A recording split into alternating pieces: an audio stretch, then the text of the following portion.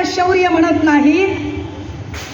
आणि तुम्ही जे सांगताय म्हणजे मस्के सारखे माणसं जे सांगतात बाहेरून येऊन कुणीतरी बोललं तर मस्के अपने इलाके में कुत्ता भी शेर बनता है.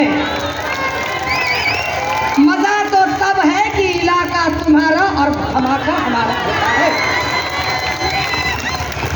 आणि हो, नरेश मस्केचे खबरे आजूबाजूला असतील आणि मोबाईल चालू ठेवा रे, रेकॉर्ड करा. नसेल तर लिंक पाठवा, लाईव्हची लिंक पाठवा मस्केला